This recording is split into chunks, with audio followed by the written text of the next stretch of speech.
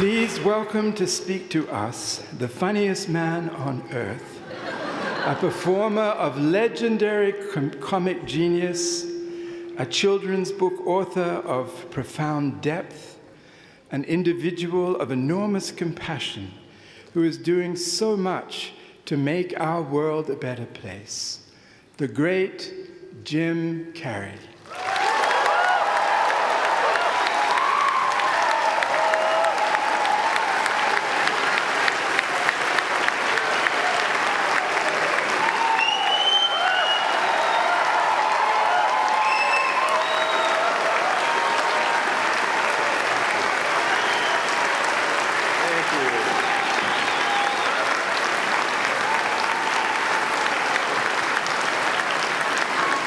What are you sitting down for? I was going to milk that for a while. You guys can stretch that out in post, right? You can make that longer in the edit. Thank you, Bevan. Thank you all. Jai Guru Dev.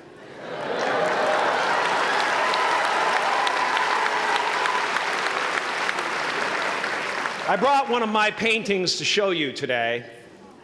I hope you guys are going to be able to see it okay. It's not one of my bigger pieces, so you might want to move down front. Get a good look at it. Faculty, parents, friends, dignified guests, graduating class of 2014, and all the dead baseball players coming out of the corn to be with us today. After the harvest, there's no place for them to hide. Fields are empty. There's no cover there. I'm here to plant a seed today, a seed that will inspire you to move forward in life with enthusiastic hearts and a clear sense of wholeness.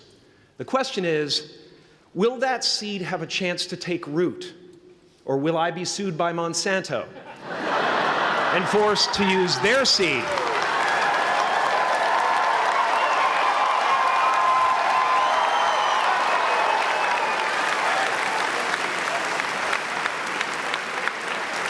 Which may not be totally Ayurvedic.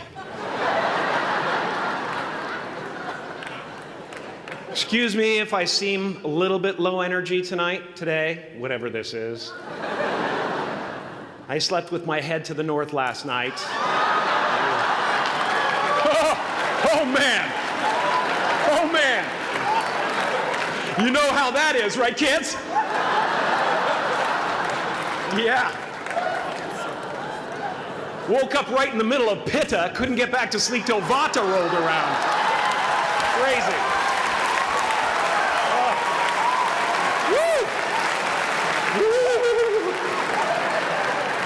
But I didn't freak out, you know. I used that time to eat a large meal. Connect with someone special on Tinder. Because life doesn't happen to you, it happens for you. How do I know this? I don't, but I'm making sound, and that's the important thing. That's what I'm here to do. Sometimes I think that's the only thing that's important, really, you know?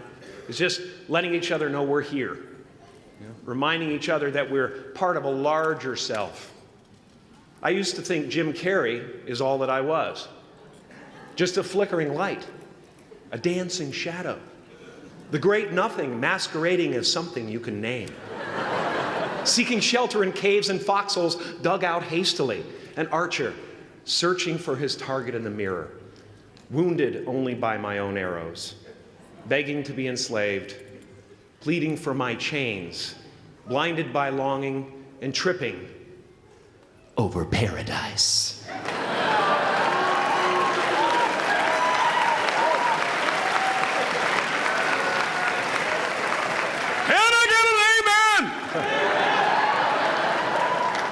You didn't think I could be serious, did you?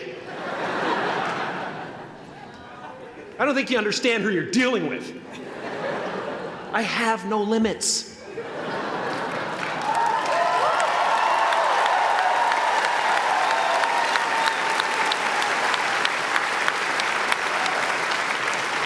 I cannot be contained because I'm the container. You can't contain the container, man. You can't contain the container. I used to believe that who I was ended at the edge of my skin, that I had been given this little vehicle called a body from which to experience creation. And though I couldn't have asked for a sportier model,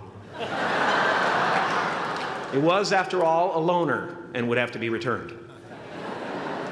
Then I learned that everything outside the vehicle was part of me too. And now I drive a convertible.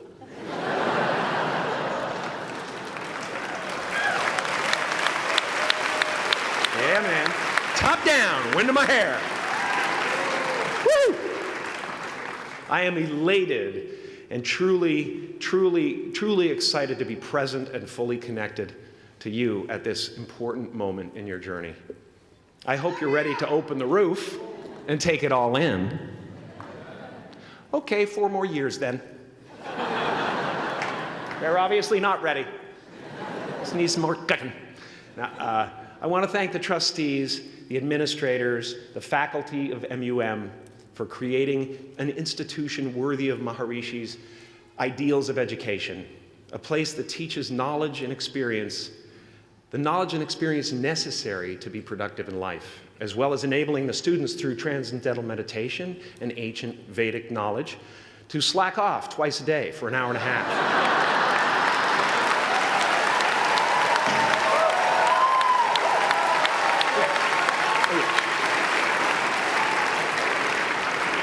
Don't think you're fooling me. But I guess it has some benefits. It does allow you to separate who you truly are and what's real from the stories that run through your head. You have given them the ability to walk behind the mind's elaborate set decoration and to see that there's a huge difference between a dog that is going to eat you in your mind and an actual dog that is going to eat you.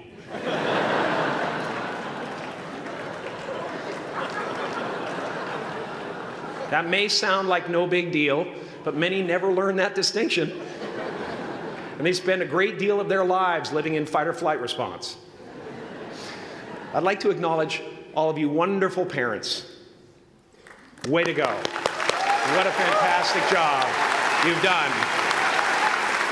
For your tireless dedication, your love, your support, most of all, for the attention that you paid to your children. I have a saying, beware the unloved, because they will eventually hurt themselves or me. But when I look at this group here, you know, I feel really safe. I do. I'm just going to say it. My room is not locked. My room is not locked. No doubt some of you will turn out to be crooks. But white-collar stuff, you know, Wall Street, that type of thing, you know, crimes committed by people with self-esteem. Stuff parents can still be proud of in a weird way. And to the graduating class of 2017, -3, you didn't let me finish. Congratulations. Yes, give yourself a round of applause, please. Please.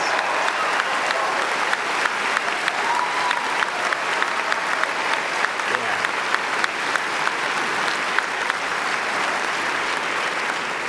You are the vanguard of knowledge and consciousness, a new wave in a vast ocean of possibilities. On the other side of that door, there's a world starving for new ideas, new leadership. I've been out there for 30 years. She's a wildcat. Oh, she'll rub up against your leg and purr until you pick her up and start petting her, and then out of nowhere, she'll swat you in the face. It can be rough out there, but that's okay, because there's soft serve ice cream with sprinkles. I guess that's what I'm really trying to say here today. Sometimes it's okay to eat your feelings. My father could have been a great comedian, but he didn't believe that that was possible for him. And so he made a conservative choice. Instead, he got a safe job as an accountant. And when I was 12 years old, he was let go from that safe job. And our family had to do whatever we could to survive.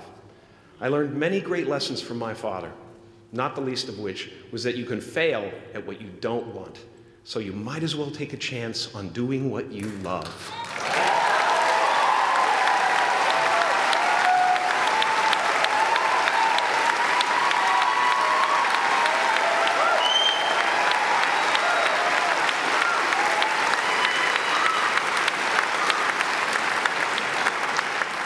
It's not the only thing he taught me, though. You know, I watched the effect of my father's love and humor and how it altered the world around me. And I thought, that's something to do. That's something worth my time. It wasn't long before I started acting up. You know, people would come over to the house and they'd be greeted by a 7-year-old throwing himself down a large flight of stairs. They would say, "What happened?" And I would say, "I don't know. Let's check the replay." I'd go back to the top of the stairs and come back down in slow motion.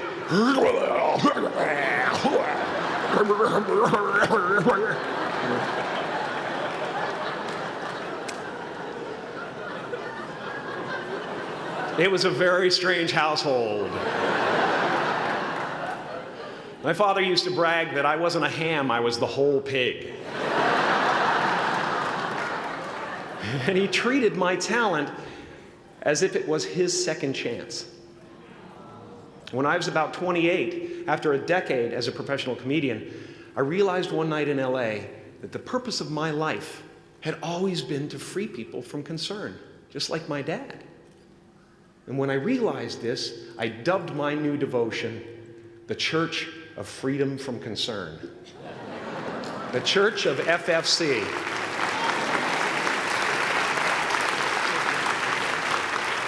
And I dedicated myself to that ministry. What's yours?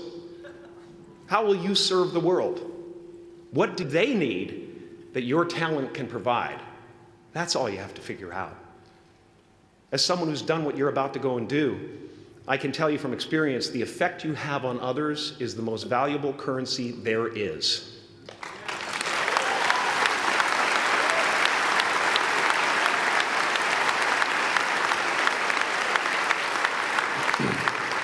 Because everything you gain in life will rot and fall apart, and all that will be left of you is what was in your heart. My choosing to free people,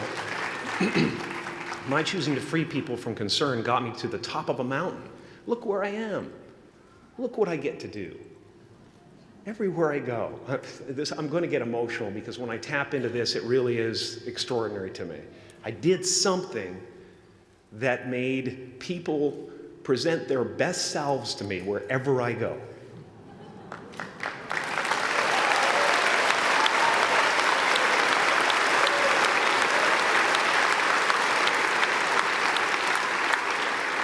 I am at the top of the mountain, and I was, and the only one I hadn't freed was myself, and that's when my search for identity deepened. I wondered who I'd be without my fame. Who would I be if I said things that people didn't want to hear? Or if I defied their expectations of me? What if I showed up to the party without my Mardi Gras mask and refused to flash my breasts for a handful of beads?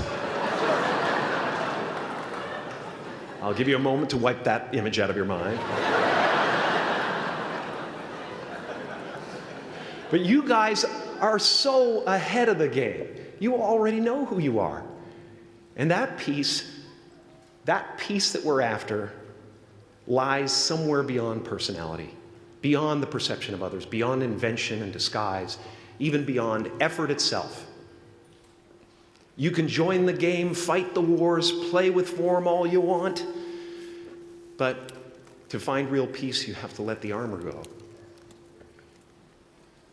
Your need for acceptance can make you invisible in this world. Don't let anything stand in the way of the light that shines through this form. Risk being seen in all of your glory.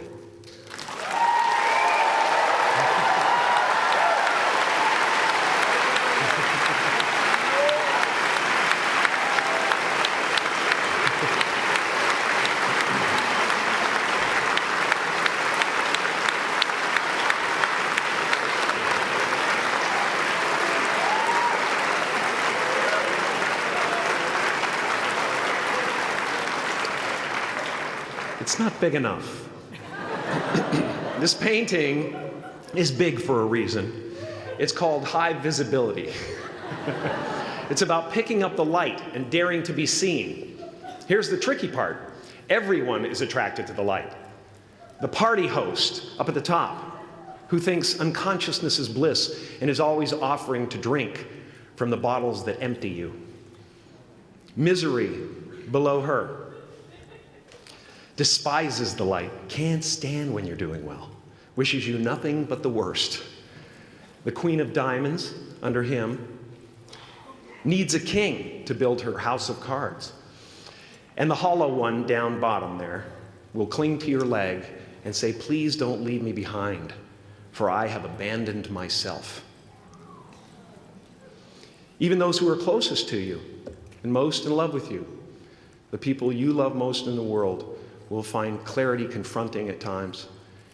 This painting took me thousands of hours to complete. And when I was finished, thank you, thousands of hours, yes. I'll never get them back. I'll never get them back. I worked on this for so long. I was weeks and weeks like a madman alone on a scaffolding. And when I was finished, one of my friends said, this would be a cool blacklight painting. So I started over.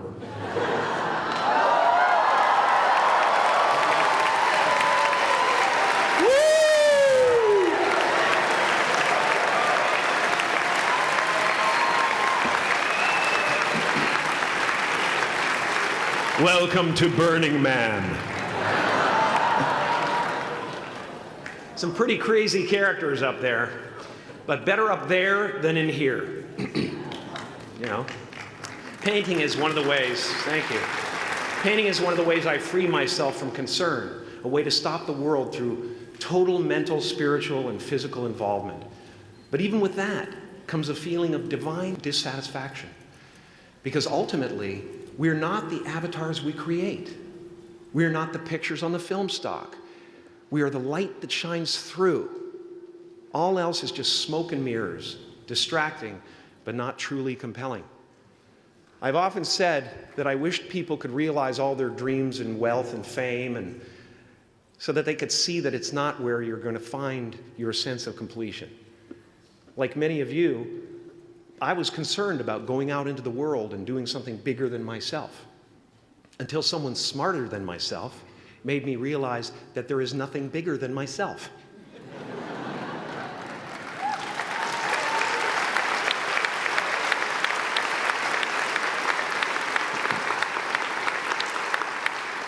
My soul is not contained within the limits of my body. My body is contained within the limitlessness of my soul, one unified field.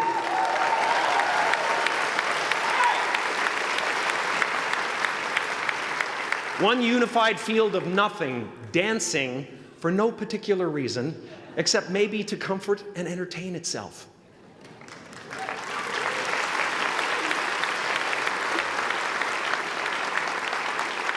As that shift happens in you, you won't be feeling the world, you'll be felt by it, you'll be embraced by it.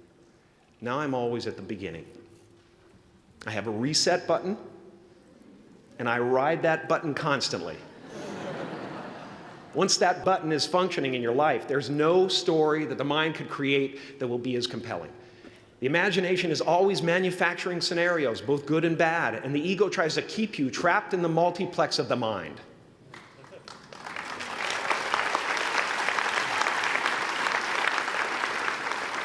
Our eyes are not viewers, they're also projectors that are running a second story over the picture that we see in front of us all the time.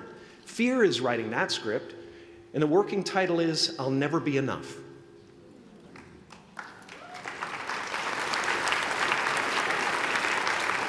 Now you're going to look at a person like me and say, how could we ever hope to reach those kind of heights, Jim?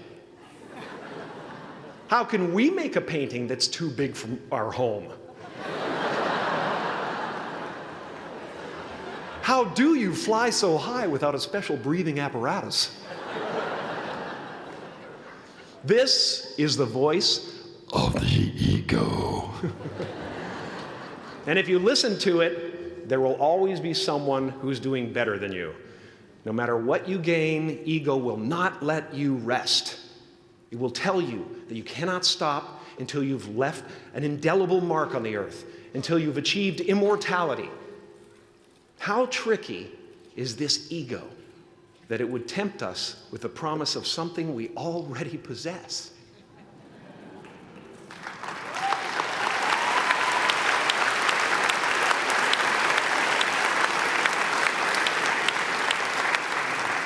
So, I just want you to relax. You know, that's my job. Relax and dream up a good life. I had a substitute teacher from Ireland in the 2nd grade that told my class during morning prayer that when she wants something, anything at all, she prays for it and promises something in return, and she always gets what she wants. Well, I'm sitting at the back of the classroom, you know, thinking, wow, my family can't afford a bike, you know. So I went home and I prayed for one. And I promised I would recite the rosary every night in exchange. Broke that promise. But 2 weeks later, I got home from school to find a brand new Mustang bike with a banana seat and Easy Rider handlebars. Yeah. From fool to cool. My family informed me that I had won the bike in a raffle that a friend of mine had entered my name in without my knowledge whatsoever. So that type of thing has been happening to me ever since. As far as I can tell, it's just about letting the universe know what you want and working toward it while letting go of how it comes to pass.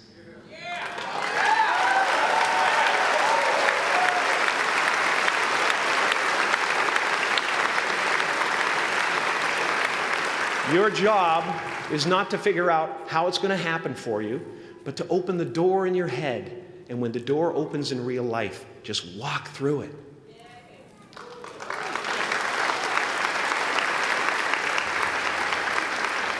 And don't worry if you miss your cue, because there's always doors opening. They keep opening. And when I say life doesn't happen to you, it happens for you, I really don't know if that's true. I'm just making a conscious choice to perceive challenges as something beneficial so that I can deal with them in the most productive way. You'll come up with your own style. That's part of the fun. Oh, and why not take a chance on faith as well?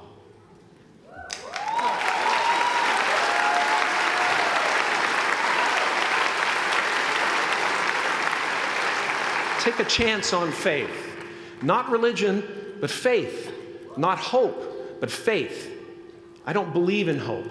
Hope is a beggar. Hope walks through the fire, and faith leaps over it.